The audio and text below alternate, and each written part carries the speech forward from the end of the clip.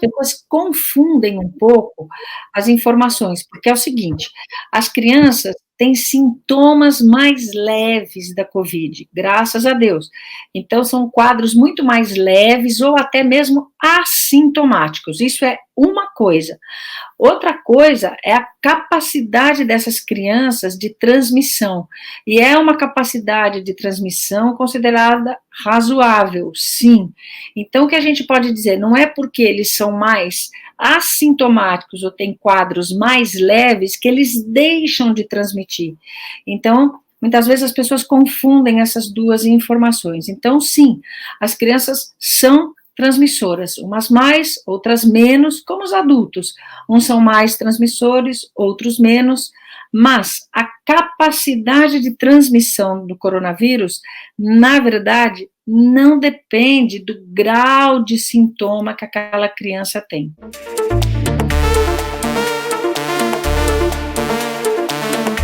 Crianças pequenas, com menos de 2 anos, não devem usar máscara.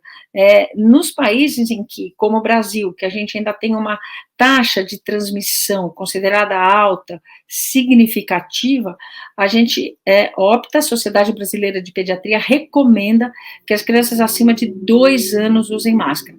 Muitas pessoas vão ficar confusas porque podem ter ouvido a Organização Mundial de Saúde dizer que só crianças grandes é que devem usar máscara. Mas isso em situações onde não há uma transmissibilidade considerada alta.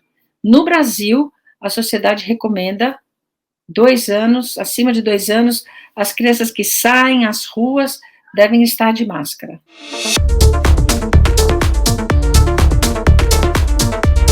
Mas que tem algum tipo de sintoma, quais são os sintomas mais comuns? Febre em criança, dor de garganta, cansaço, mal-estar e um sintoma que deve chamar muito a atenção, que é diarreia, tá?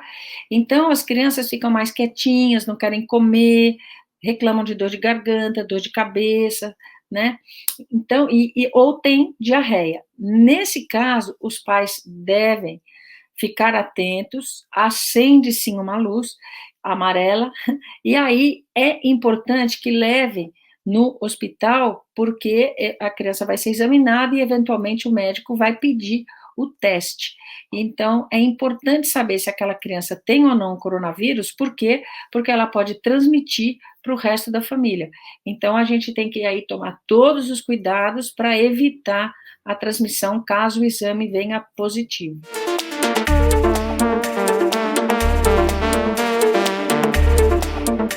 Olha, o que a gente deve pensar nesse momento, tá? Primeiro, nós estamos já no fim do ano, né? Algumas escolas estão reabrindo em 20% da sua capacidade, o que significa que os alunos vão 1 ou 2 vezes por semana. Então, os pais já devem começar a imaginar que nunca vai ser aquela escola que era antes da pandemia. Não, vai ser uma escola mais vazia, uma escola mais silenciosa, né? Uma escola onde as crianças vão ficar de máscara, os acima de 2 anos vão ficar de máscara, não vão poder ter aquela confraternização, não vão poder jogar bola juntos, então vai ter um distanciamento social, então vai ser uma escola diferente, tá tudo certo. Isso tem que estar na cabeça de muitos pais, que ainda tem a idealização daquela escola tradicional. Não vai ser a mesma escola. Isso posto, a gente tem que ver uma coisa muito importante, que é o seguinte: quais são as condições de segurança que a escola do seu filho está oferecendo, tanto para os seus filhos que vão poder ir às aulas, como também para professores e funcionários que lá trabalham. Então, isso é muito importante. O ambiente escolar, ele é composto não só de crianças, ele é composto também de professores e de funcionários. E a gente tem que pensar em toda essa comunidade quando pensa em volta às aulas. Então, a escola está oferecendo, por exemplo, equipamento de segurança para os professores e para os funcionários. A escola vai oferecer máscara, ou vocês vão ter que levar máscaras de casa.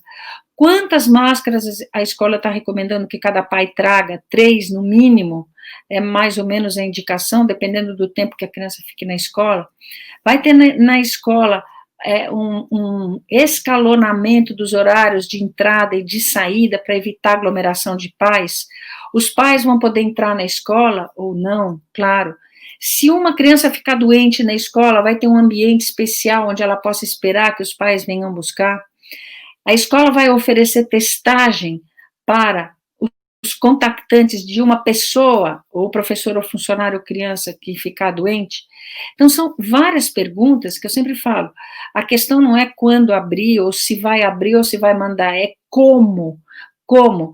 A pergunta que os pais têm que se fazer é quais são as condições de segurança que a escola está me oferecendo para eu poder decidir se mando ou não o meu filho. Então, é essa pergunta e é essa resposta que tem que ser. E a segunda pergunta, eu acho que cada pai pode fazer é: qual é a segurança do meu filho se expor na escola, uma ou duas vezes por semana?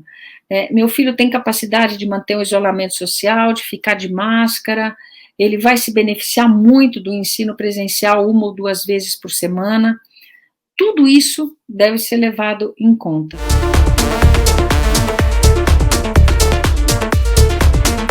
Nesse momento que a gente está de flexibilização, então as crianças podem brincar, eu sempre falo, não com outras crianças, mas com as mesmas crianças.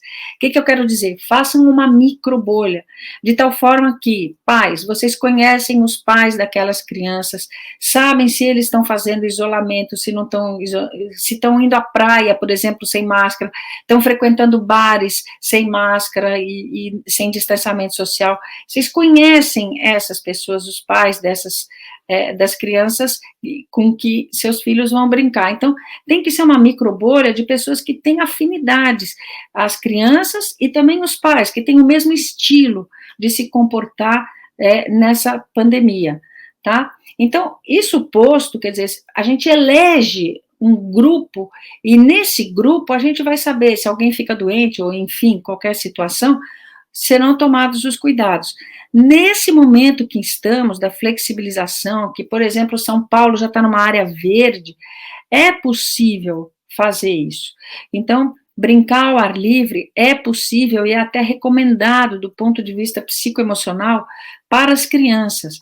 Se alguns pais têm medo ainda da socialização, bom, existem esportes que podem ser feitos, tênis é um exemplo, né? Ou jogar uma bola a dois, fica um chuta, o outro defende, e assim vai. Existem formas das crianças brincarem com distanciamento social, existem. Os próprios pais podem andar de bicicleta com seus filhos, andar de patinete, andar de patins, tem muitas coisas que podem ser feitas, e aí cada um vai se achar dentro da sua realidade, dentro da sua capacidade, da sua disponibilidade, vai ver o que é melhor.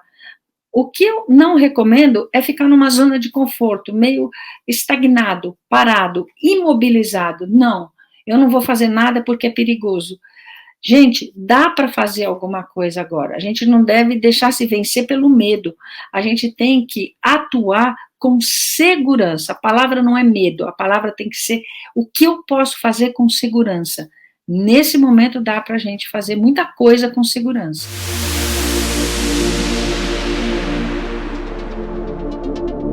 Como é que a criança manifesta, né, que está ansiosa? Ela não entende direito, principalmente criança pequena. Ela simplesmente não sabe falar, papai, mamãe, estou ansiosa. Não, não existe essa palavra, às vezes no vocabulário eles não entendem. Então, isso se manifesta de algumas maneiras, como a criança não quer mais comer, começa a fazer muita birra para comer, e de fato começa a perder um pouquinho de peso, porque não come o que deveria comer, porque tem muita criança que faz birra para comer, hein? Vamos lá. Ela fica muito mais irritada que o habitual, ela não quer brincar, ela acorda à noite algumas vezes, tá? Então, tem vários sinais e sintomas que mostram que aquela criança não está bem. É uma criança que tinha um determinado comportamento e mudou, tá? Ela mudou um pouquinho o seu jeito de ser, ela está mais medrosinha, ela não quer sair. Então, tudo isso pode acender uma luz para os pais de que alguma coisa não está bem com aquela criança. E aí, o que fazer? Aí é recomendável que se converse. A primeira pessoa com que normalmente conversa é um pediatra, né? O pediatra que acompanha a criança, e aí o pediatra vai ver se tem ou não indicação de fazer, por exemplo, uma terapia ou entrar mais a fundo na situação emocional da criança. Aí com um profissional específico, que no caso é um terapeuta. Então, gente, é isso, a gente tem que ficar atento a esses sinais e sintomas. Agora, uma coisa importante, eu sempre digo, é isso: as crianças são muito esponjas daquilo que elas estão vivendo em casa. Então, as casas em que os pais estão mais seguros, mais tranquilos, mais assertivos, mais calmos, e proporcionam para as crianças uma rotina mais definida, as crianças estão calmas, tá? Se a gente está com uma criança muito ansiosa em casa, pais, façam uma reflexão sobre o seu modo de ser, o seu modo de estar, como é que vocês estão se comportando na frente das crianças. Às vezes, a gente melhora a criança, mas não melhora o ambiente de casa, e aí tudo volta de novo.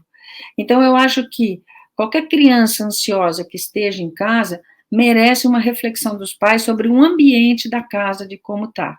E tudo é contornável, gente, dá sempre para a gente ter soluções. O importante é a gente não tapar o sol com a peneira, enxergar a situação como é, encarar e vencer. Dá super certo.